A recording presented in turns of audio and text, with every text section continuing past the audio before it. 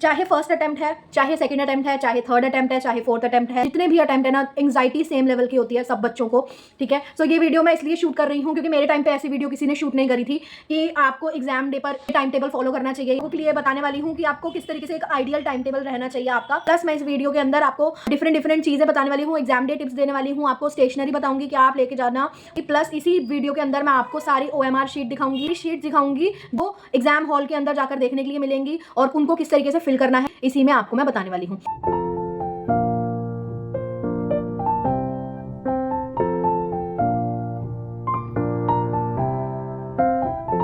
Hello everyone, welcome back to the channel. This is Yashika Sabharwal. मैं सिर्फ ये वीडियो सिर्फ वो एग्जाम डे की बना रही हूँ। शुरू करते हैं एग्जाम डे टिप से। आते हैं टिप नंबर 1 से। आप लोगों ने ना अपने सिर्फ उन्हीं टॉपिक को रिवाइज करना। टॉपिक आपने अच्छे से पढ़ा होगा। सुबह सुबह कोई नया टॉपिक लेके मत बैठना कि मैं एग्जाम डे की सुबह ये सारा पढ़ लूंगा तो हो सकता है मुझे देर तक याद रह जाए।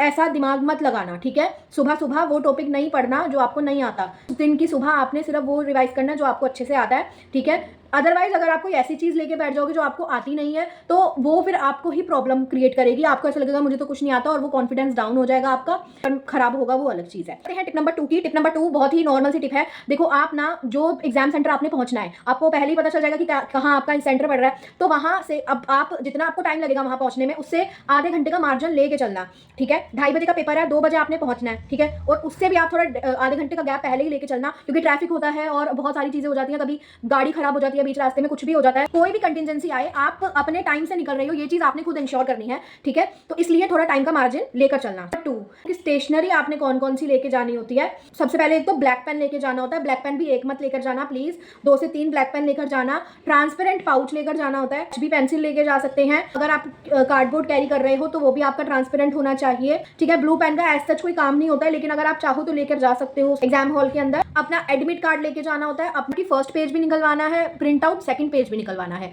अपना एडमिट कार्ड फाड़ना नहीं है, अपना एडमिट कार्ड लेमिनेट भी नहीं करवाना है। क्यों? क्योंकि पीछे आपका जो फर्स्ट पेज है उसके जो सेकंड पेज होता है, सेकंड पेज आपका एडमिट कार्ड का, वहां पर इन्विजिलेटर के साइन होते हैं और वो हर पेपर में होते हैं, ठीक है। इसलिए पेजेस का आप अपना प्रिंट आउट निकलवाइएगा।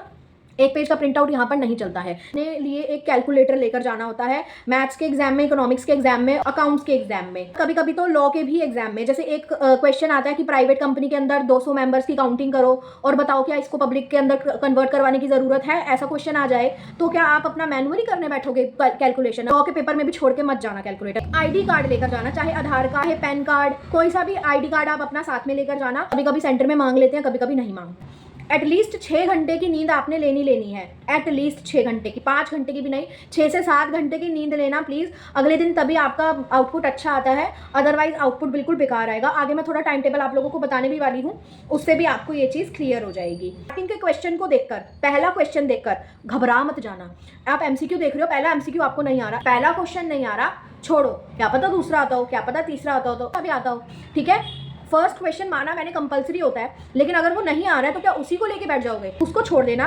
क्या पता आपको बाद में उसका कोई चीज़ याद आ जाए, कोई पॉइंट याद आ जाए, उसको वहीं छोड़ देना और अपने आगे को क्वेश्चन सबसे पहले करना आंसर शीट में जो सबसे पहले आपको आता हो। कि प्रेजेंटेशन अच्छी कर देगा। लॉ के अंदर भी सेम आएगा। अगर सबसे पहला क्वेश्चन ही आप ऐसा करोगे जो एग्जामिनर को दिखेगा भाई प्रोविजन भी सही है, फैक्ट ऑफ द केस भी सही है, केस लॉ का नेम भी सही है, कंक्लूजन भी सही है, तो फैक्ट आपका बहुत अच्छा पड़ेगा, ठीक है। इंप्रेशन एग्जामिनर के ऊपर बहुत अच्छा पड़ेगा आपका। तो चारों ही पेपर में ये सबसे इंपॉर्टेंट है। MCQ वाले में ये क्यों इंपॉर्टेंट है कि जो क्वेश्चन सबसे पहले आ रहे हैं वो करे और जो क्वेश्चन नहीं आ रहे हैं वो तुरंत छोड़ देना। 1 सेकंड भी मत लगाना अपने क्वेश्चन को छोड़ने में। ये आपको पता होना चाहिए, ये मुझे नहीं आ रहा, छोड़, आगे बढ़।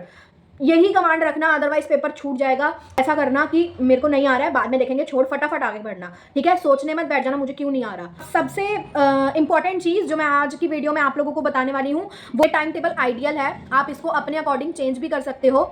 सबसे पहला पॉइंट जो मैंने आपके टाइम टेबल में लिखा है, सबसे पहले ना आपको रात को 11 बजे या 12 बजे तक ही पढ़ना है मैक्सिमम, ठीक है। 11 बजे तक या 12 बजे तक। अगले दिन आपका अकाउंट का एग्जाम होगा तो 17 तारीख को रात को सिर्फ 11 बजे तक या 12 बजे तक पढ़ना। टेकअप 5 AM और 6 AM इन द मॉर्निंग। देखो अगर आप 11 बजे सो रहे हो तो आप सुबह 5 बजे उठ जाइए और अगर आप 12 बजे सो रही हो तो सुबह आप 6 बजे उठना, ठीक। 6 घंटे की नींद लेनी है। नींद को सेक्रीफाइस मत करो। तैयारी अभी तक करी थी उतनी ही काम आने वाली है, कोई एक्स्ट्रा काम नहीं आने वाली, एक रात पहले सिर्फ रिवाइज कर सकते हो, ठीक है। कोई नया टॉपिक आप वैसे भी उठाने वाले नहीं हो, तो इसलिए अपने आपकी नींद को थोड़ा कम सेक्रीफाइस करना और उतना ही टॉपिक करना जितना आपको जरूरी लगे। 11 बजे या मैक्सिमम 12 बजे तक सो जाना। उसके बाद है हमारे पास 2 घंटे, लो 6 बजे तक आप उठ रहे हो, 1 घंटा आप फिर फ्रेशन अप हुए, आप नहाए धोए, आपने पूजा करी, सब कुछ करा, ठीक है, जो आपको करना है। 7 बजे बैठिए, 7 बजे से लेकर 9 बजे तक 2 घंटे के लिए आप क्या करो, अपना जो टॉपिक आपको आता है, जो शॉर्ट शीट्स आपने बना रखी हैं, उनको आप रिवाइज करेंगे। 2 घंटे आप 9 से लेकर 11 बजे तक 2 घंटे आप टीचर का वन शॉट देखो। हर टीचर एक वन शॉट डालता है, मैक्सिमम से मैक्सिमम वो 2.5 घंटे का होता है, ठीक है। अगर 2x की स्पीड पे देखोगे तो वो घंटे के अंदर वो निपट जाता है। 7 बजे शुरू करा, 9 बजे तक आपका ये खत्म हो गया, तो आपने 9 बजे से लेकर 11 बजे तक आपने टीचर का एक वन शॉट दिख लिया, कॉन्फिडेंस आ गया कि मुझे आता है। तो 1 घंटे का मार्जिन अगेन दे रही हूँ। भी बजे आपको पता है आपका सेंटर कितनी दूर है, उस हिसाब से आप निकल जाए। आप ट्रैवल कर रहे हो तो प्लीज इजी टॉपिक पढ़ना। ट्रैवल करने के लिए जब अभी आप रिवाइज कर रहे हो ना सिलेबस, जब ऑडियो रिकॉर्ड करना शुरू कर दो, ठीक है। अगर बाई चांस जैसे आप मेट्रो में जा रहे हो, मेट्रो में सीट ही नहीं मिल रही आपको, बहुत ज़्यादा भीड़ है मेट्रो के अंदर, आप बुक खोल ही नहीं सकते, तो आप क्या करो, सीधा ईयरपॉड्स लगाओ अपने कानों में और वो ऑडियो सुनना शुरू कर दो, ठीक है। और उससे क्या होगा कि आपका रिवाइज भी हो जाएगा और आप डिस्टर्ब भी नहीं करोगे, किसी और को भी नहीं, खुद को भी नहीं।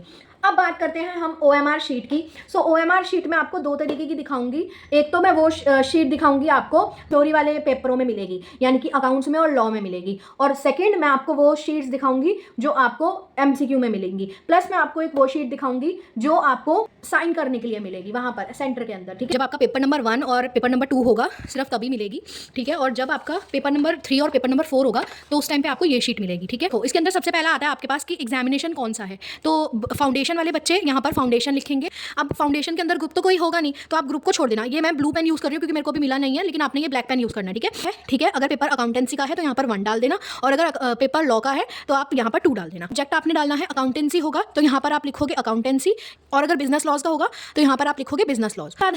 अगर आप कोई एक्स्ट्रा शीट लेते हो तो यहाँ पर आपको वो एक्स्ट्रा शीट के नंबर डालने होते हैं कि कितना आप एक्स्ट्रा शीट ले रहे हो। मतलब ये जो बॉक्स है इसके अंदर आपने कुछ भी नहीं भरना होता, ये सिर्फ ICAI के यूज के लिए होता है, ठीक है। और ये यहाँ पर भी आपने कुछ भी नहीं करना होता, ये सिर्फ ICAI के यूज के लिए होता है। आपका फर्स्ट क्वेश्चन होता है, अगर वो आपने करा है तो यहाँ पर आप उसको टिक करोगे इस तरीके से कि कौन सा आपने क्वेश्चन इसके अंदर आंसर करा है, ये आपने भरना होता है। आपको कितने मार्क्स मिले हैं, कितने पार्ट, कौन से पार्ट में आपको कितने मार्क्स मिले हैं, वो आपका एग्जामिनर भरेगा, वो आपको नहीं भरना होता है। टोटल मार्क्स आपको कितने मिले हैं वो एग्जामिनर भरेगा, ये एग्जामिनर भरेगा, हमारा इससे कोई भी लेना देना नहीं है। और यहाँ पर भी एग्जामिनर ही सिग्नेचर करेगा जो भी उसको करने होंगे। आता है roll number in words. Words आप जो भी आपका रोल नंबर है उसको आपको वर्ड्स में लिखना है, ठीक है।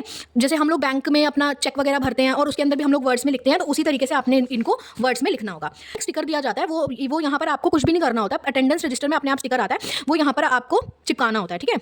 कभी कभी वो इन्विजिलेटर भी चिपका देता है, ओके। और फिर यहाँ पर आपने अपने सिग्नेचर करने होते हैं, जैसे भी आप सिग्नेचर करो इसके अंदर आपने अपना रोल नंबर भरना होता है, ठीक है। फॉर एग्जांपल मेरा मान लो रोल नंबर 1 2 3 4 5 है, तो यहाँ पर मैं 1 लिखूंगी और उसके बाद 1 के अंदर अच्छे से मैं इसको फिलअप कर दूंगी, ठीक है। अच्छे से इसको फिलअप करना है। इसको आपने क्या नहीं करना है, जैसे मान लो कोई भी वर्ड है तो आपने ऐसे टिक नहीं लगाना है उसके ऊपर, उसको बीच में से ऐसे नहीं भरना है, ठीक है। यानी कि आपने किस तरीके से भरना है, इस तरीके से भरना है। आपने ना तो इस पर टिक लगाना है इस तरीके से, ना इसको बीच में से आधा छोड़ना है, ठीक है।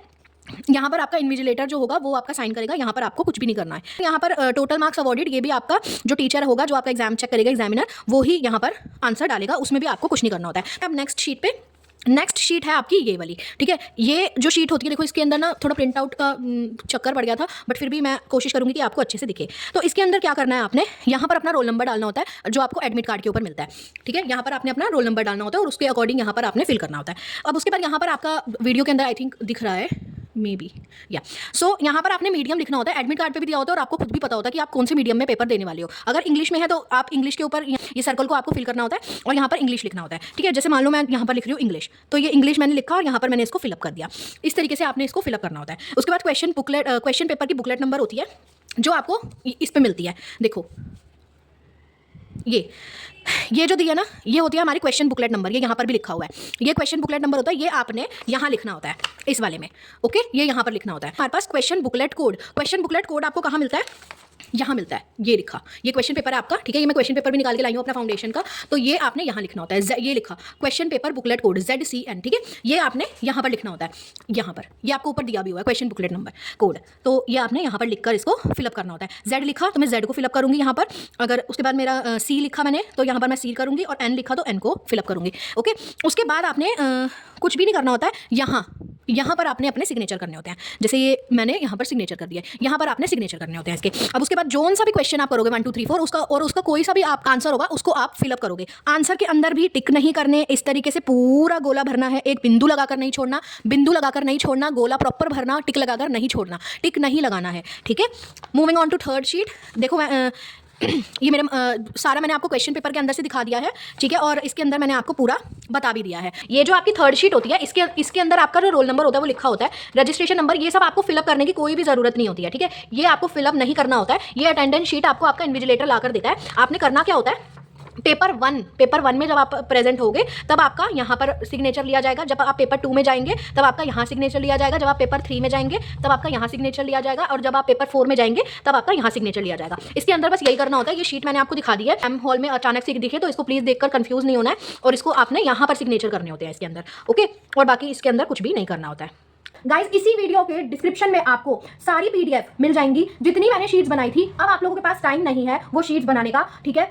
इसी ही वीडियो के डिस्क्रिप्शन के अंदर सारी पीडीएफ मैं डाल दूंगी, ठीक है, जिससे आप इजीली टैप कर पाएंगे। उनका प्रिंट आउट निकलवा लेना। इसके अंदर सारे फॉर्मूला हैं, लॉ के अंदर सारे चैप्टर्स के मैंने बनाए हैं, और इकोनॉमिक्स के अंदर मैंने काफी सारे फॉर्मूला और थ्योरी दोनों लिखे हैं, कर्व्स भी हैं उसके अंदर, एंड अकाउंट के मैंने जो इंपॉर्टेंट टॉपिक्स के डाले हैं वो मैं आपको शेयर कर दूंगी इसके अंदर। इसी ही वीडियो के डिस्क्रिप्शन के अंदर आपको सारी चीजें मिलेंगी। पहले नहीं आए तो कम्युनिटी पोस्ट अपलोड कर दूंगी जिसके अंदर मैं ये सारी चीजें आपके लिए डाल दूंगी, ठीक है। So that's it for today guys. आपने ओएमआर शीट देख ली होंगी, मुझे लगता है कि आपको इस चीज से थोड़ी हेल्पफुल रहा होगा किस तरीके से फिल करनी है, और आपकी इससे फिर गलती भी नहीं होगी ओएमआर शीट फिल करने में, ठीक है। सो मिलते हैं अगली वीडियो में, तब तक के लिए लाइक शेयर सब्सक्राइब करिएगा। मैं आपके लिए और भी वीडियोस लेके आया करूंगी। I wish you the best, और आप लोग अच्छा पेपर करके आओगे, और January attempt will be your last attempt guys, ठीक है। मिलते हैं अगली वीडियो में, तब तक के लिए बाय बाय।